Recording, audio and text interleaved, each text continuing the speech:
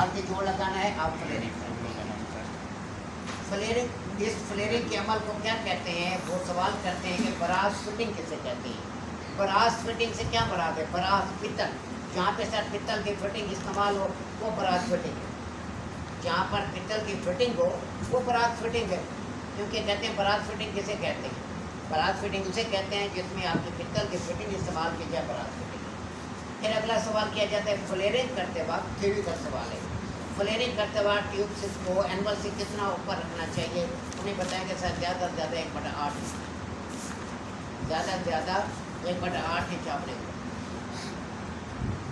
आपकी समझ।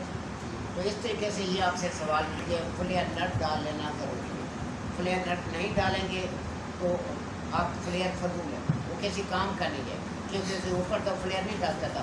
हाँ, आपके पास छोटा टुकड़ा है, आप बाद में नट डाल सकते हैं, लेकिन जब आप फील्ड में काम कर रहे हैं, यूनिट लगा हुआ है, तो वहाँ पे तो बाद में नहीं डाल सकते। तो हम पहले हमेशा फ्लेयरिंग करने से पहले फ्लेयर नट डालना चाहते हैं। नेक्स्ट प्रैक्टिकल, फ्लेयरिंग क्यों करते हैं? पहले मैंने बताया आरती जोड़ लगाने के लिए। अब नेक्स्ट प्रैक्टिकल है सूजिंग करना। सूजिंग का क्या मकसद? सूज करना, कॉपर ट्यूब का अंदरूनी डाया बढ़ाना। सूजिंग हम कहाँ करते हैं? अब आपके पास 2 कॉपर की ट्यूबें हैं, 2 कॉपर के ट्यूबें हैं। आप कहते हैं मैं इनको यहाँ पर जोड़ूं, वेल्ड करूँ, तो आप क्या करेंगे? आप एक कॉपर ट्यूब का अंदरूनी डाया बढ़ाएंगे, उसमें आप सूजिंग करेंगे। अब इसमें जब स्विच करेंगे ट्यूब का अंदरूनी डाया बढ़ जाएगा, दूसरी ट्यूब इसमें दाखिल हो जाएगी, आप इसको वेल्ड करेंगे। सूजिंग का मकसद है कॉपर ट्यूब का अंदरूनी डाया बढ़ाना, ताकि दूसरी उसी साइड की ट्यूब उसके अंदर दाखिल हो सके। अब अगर ट्यूब के साइज मुख्तलिफ हैं फिर तो आपको सूजिंग की जरूरत नहीं। जब ट्यूब के साइज मुख्तलिफ हैं फिर सूजिंग की जरूरत नहीं है। ट्यूब के साइज एक जैसे, वहाँ आपको सूजिंग की जरूरत है। अब दूसरी इंपॉर्टेंट चीज़ कि सूजिंग या फ्लेयरिंग सॉफ्ट ट्यूब में होती है, नर्म ट्यूब में होती है, हार्ड ट्यूब में सूजिंग नहीं होती। हार्ड ट्यूब के अंदर, हार्ड ट्यूब कैसी होती है? लेंथ होती है, वो बेंड ही नहीं होती। ये जो रोल की शक्ल में ट्यूब जो भी होती है ये फ्लेक्सिबल होती है, ठीक है, ये सॉफ्ट ट्यूब होती है। जो लेंथ की शक्ल में होगी वो हार्ड ट्यूब होती है, उसके अंदर ना फ्लेयरिंग होती है ना सूजिंग होती है। वहाँ पर इस्तेमाल होती है फिटिंग। आपने ट्यूब को मोड़ना है, आप एल्बो इस्तेमाल करेंगे। ट्यूब को ट्यूब के साथ जोड़ना है, आप सॉकेट इस्तेमाल करेंगे, वेल्ड करेंगे। आपको वेल्डिंग पर पूरा होल्ड हो। अगली प्रैक्टिकल हमारे पास सूजिंग के बाद वेल्डिंग। वेल्डिंग हमारे फील्ड में सबसे खतरनाक काम वेल्डिंग। बाकी जो भी काम करेंगे, बिजली काम करेंगे, गलती करेंगे, खुद भरेंगे।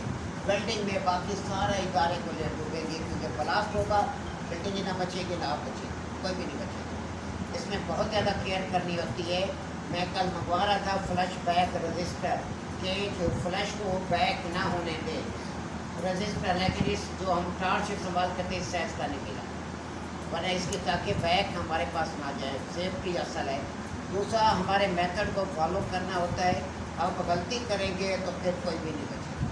सिलेंडर 2 सिलेंडर है, 2 बल्कि 2 और पड़े हैं साथ, तो कुछ भी नहीं बचेगा, बंदा ही नहीं बचेगा। DNA पे पता चलेगा। फिर हम लोग कहाँ निकाल रहे थे? काम के टाइम, प्रैक्टिकल के टाइम। प्रैक्टिकल सबसे डेंजरस चीज़ है, बड़ा दिमाग का हाथ है। मोबाइल आपका ना बचे, कोई गाने लगा के बैठे, कोई जैसे मैंने पकड़ा ना थप्पड़ लगाने में, क्योंकि कोई गाने गाना आ जाता है, गेस्ट आ जाते हैं, कहते हैं क्लासरूम में जब मेरे सेंटर है, बड़ा गलत इंप्रेशन पड़ता है। तो मुझसे तवक्को मत रखेंगे मैं छोड़ूंगा। आज भी सुन रहा था, आवाज़ आ रही थी, जब मैंने पकड़ा तो थप्पड़ टिकाना सुथरा करके मैंने। जब एटिकेट्स आनी चाहिए, क्लास में बैठे हैं, बाहर से कुछ पता नहीं, गेस्ट आज वहाँ पे हार्ड पाइप है, वहाँ पर आपकी फिटिंग इस्तेमाल होगी। अब क्या होता है? अब अंडरग्राउंड फिटिंग हो रही है ज़्यादातर, ऐसी अंडरग्राउंड लग रही है। अब अंडरग्राउंड के अंदर क्या होता है? हमें ग्राइंडर चलाना होता है। अभी एक बंदे को इनकी ज़रूरत थी, अभी इनकी बात मैंने कराई थी, ग्राइंडर में मैंने नहीं भेजा। ग्राइंडर बहुत डेंजरस है, प्रॉपर वोल्ट नहीं जा रहे। आप नंबर 2 आपके वोल्ट कम है। नंबर 3 रिले प्रॉपर प्रोसेस नहीं कर रही, कंप्रेसर को प्रॉपर नहीं चला रही।